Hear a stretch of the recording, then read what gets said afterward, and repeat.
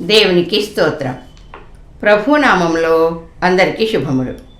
గత శుక్రవారం glimpse of glory అనే మా ఛానల్ నుండి కీర్తనల గ్రంథం 31వ అధ్యాయం ధ్యానించుకున్నాము. నేటి వాక్య భాగం కీర్తనల గ్రంథం 32వ అధ్యాయం నీకు ఉపదేశం చేసేదను అనే అంశమును ధ్యానిద్దాము. ఈ కీర్తన దావీదు రచించిన కీర్తన, దైవ ధ్యానము. కీర్తన 32:1-2. తన అతిక్రమములకు పరిహారము నొందినవాడు, తన పాపమునకు ప్రాయశ్చిత్తము నొందినవాడు ధన్యుడు. యెహోవా చేత నిర్దోషి అని ఎంచబడినవాడు, ఆత్మలో కపటము లేనివాడు ధన్యుడు. దావీదు జీవితంలో బత్షెబా, ఊరియా గూర్చి జరిగిన సంఘటనను సాధారణంగా రాజులు గొప్ప దోషపూరితమైన చర్యగా ఎంచరు. దావీదు విషయంలో అయితే అది ఘోర పాపము. దావీదు బాలుడుగా ఉన్నప్పటి నుండి యథార్థత, నీతి, న్యాయములను అనుసరించేవాడు. స్తుతి కీర్తనలు రచించి ఆలపిస్తూ సితారా వాయించేవాడు. అమోఘమైన స్తుతి ధూపములను యెహోవాకు చెల్లిస్తూ ఆయనను ఘనపరచేవాడు. దావీదు చెల్లించిన స్తుతి, కృతజ్ఞత దేవునికి చాలా ఇంపైనది.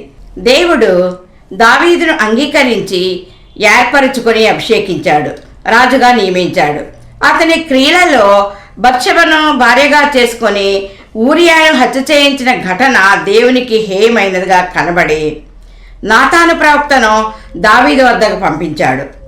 దావీదు యెహోవా మాటను తృణీకరించి ఆయన దృష్టికి చెడుతనం చేసిన విషయమును దేవుని ఆత్మశక్తి ద్వారా నాతాను ప్రవక్త బయలుపరచగా దావీదు పశ్చాత్తప్తుడై, దేవా, నేను పాపిని, నన్ను క్షమించుమని దివారాత్రులు దేవుని సన్నిధిలో ఆర్తనాదం చేసి, నా పాపము ఎల్లప్పుడూ నన్ను వెన్నంటి ఉండి కలవరపరుస్తున్నది, నేను భరింపలేనంత గొప్ప పాపభీతి నన్ను నొప్పించుచున్నది, ఈ పాపబంధకముల నుండి నీ కృపతో నన్ను విడిపించు తండ్రి, నీ వాత్సల్యంతో నా పాపదోషములు పూర్తిగా పోవునట్లు నన్ను బాగుగా కడుగు, నన్ను పవిత్రపరచు తండ్రి అని దినమెల్లా ఆర్తధ్వని చేయించు మొర్రపెట్టగా దేవుడు దావీదు ప్రార్థనను అంగీకరించాడు. అతని పాపదోషములను పరిహరించి నిర్దోషిగా తీర్చాడు. పాపములు క్షమింపబడి శుద్ధ మనసును కలిగి ఉండుట గొప్ప ధన్యత అని దావీదు గ్రహించాడు.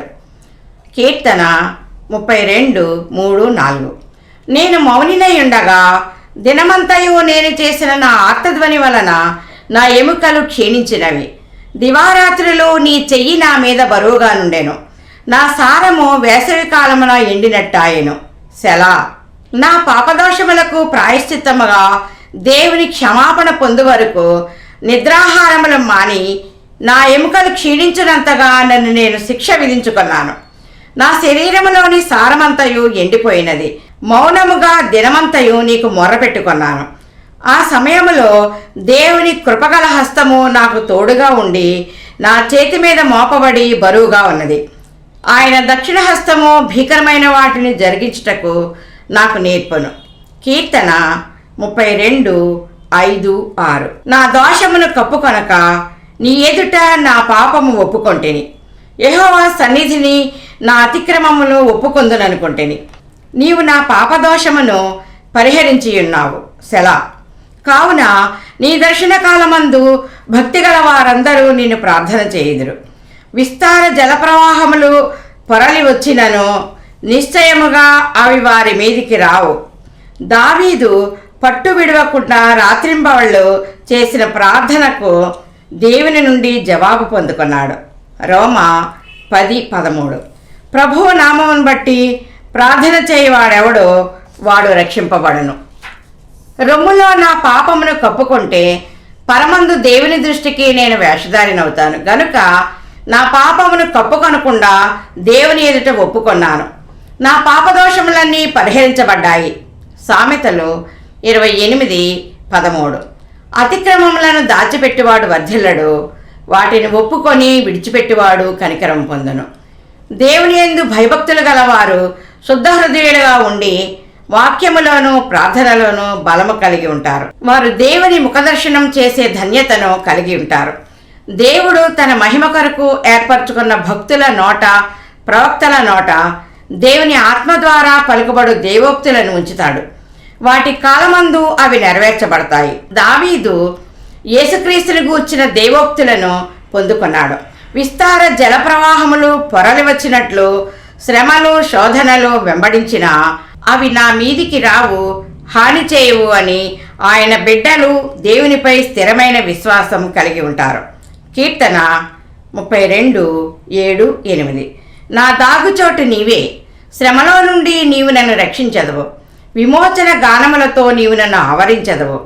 నీకు ఉపదేశం చేసేదను, నీవు నడవవలసిన మార్గమును నీకు బోధించదను. నీ మీద దృష్టి ఉంచి నీకు ఆలోచన చెప్పేదను. నేను నీతో సహవాసం చేస్తూ నీ సన్నిధిలో దాగి ఉంటాను. నా శ్రమలన్నిటిలో నుండి నీవే నన్ను విమోచించి రక్షిస్తావు. ఆనంద గానములతో నన్ను ఉల్లసింపచేస్తావు. నేను తెలుసుకోవలసిన ఆత్మీయ ఉపదేశములను బోధిస్తావు. నాకు ఆత్మజ్ఞానాన్ని అనుగ్రహించి నేను నడవవలసిన మేలుకరమైన మార్గములను చూపిస్తావు. నీ కనుదృష్టి నా మీద నిలిపి మంచి ఆలోచనలను తెలియజేస్తావు. ఇవన్నీ దేవుని రక్షణ పొందుకుంట ద్వారా సంపాదించుకున్న దేవుని వరములు. కీర్తన 32:9-11 వరకు. బుద్ధి జ్ఞానములు లేని గుర్రము వలెనైనను కంచెర గాడిద వలెనైనను మీరు ఉండకుడి. అవి నీ దగ్గరకు తేబడినట్లు వాటి నోరు వారుతోనూ కళ్ళెముతోనూ బిగింపవలెను. భక్తిహీనులకు అనేక వేదనలు కలుగుచున్నవి. యెహోవా యందు నమ్మకించు వానిని కృప ఆవరించుచున్నది. నీతిమంతులారా, యెహోవాను బట్టి సంతోషించుడి, ఉల్లసించుడి. యథార్థ హృదయులారా, మీరందరూ ఆనందగానం చేయుడి. బుద్ధి జ్ఞానములు లేని గుర్రము గాడిద తిరుగుబాటు, మూర్ఖత, అవిధేయత, అపవిత్రతలకు నిదర్శనము. దేవుని రక్షణ, దేవుని ఆత్మజ్ఞానము కలిగి ఉండకపోతే అవివేకముతో గుర్రము గాడిద వలె భక్తిహీనులుగాను అపవాది సంబంధులుగాను ఉంటారు. వారు తమ నోటిని నాలుకను స్వాధీనపరచుకోవాలి. యాకోబు 3:6. నాలుక అగ్నియే. నాలుక మన అవయవములలో ఉంచబడిన పాప ప్రపంచమై సర్వ శరీరమునకు మాలిన్యం కలుగజేయచ్చు, ప్రకృతి చక్రమునకు చిచ్చుపెట్టును. అది నరకము చేత చిచ్చుపెట్టబడును.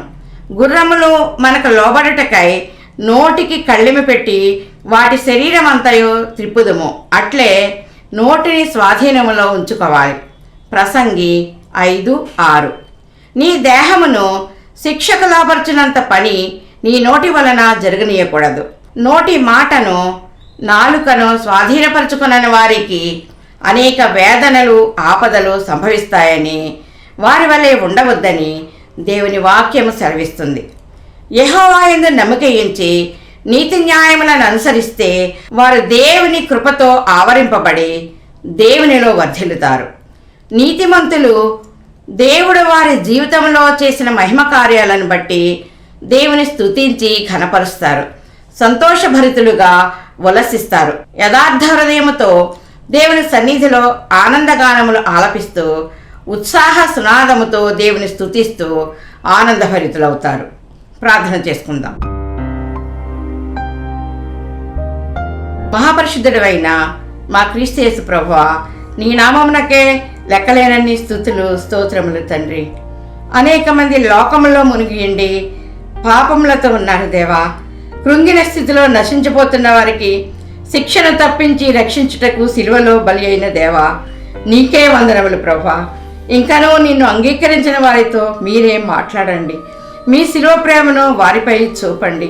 నీ రక్షణానందమునిచ్చి నీ స్వాచ్ఛముగా చేర్చుకొనమని యేసయ్య పరిశుద్ధ నామములో బ్రతిమాలు వేడుకొనుచున్నాను తండ్రి. ఆమేన్. దేవుడు ఈ వాక్యమును ఫలింపచేయునుగాక. ఆమేన్. మీరు కూడా ఈ చిన్న పరిచర్యలో పాలు పొంది మేలు పొందాలని మా ఆకాంక్ష. మేలు పొందుకున్న ప్రతి ఒక్కరూ ప్రార్థన సహాయం కొరకు మాకు తెలియచేయండి. మా ఫోన్ నెంబర్ 8639839464.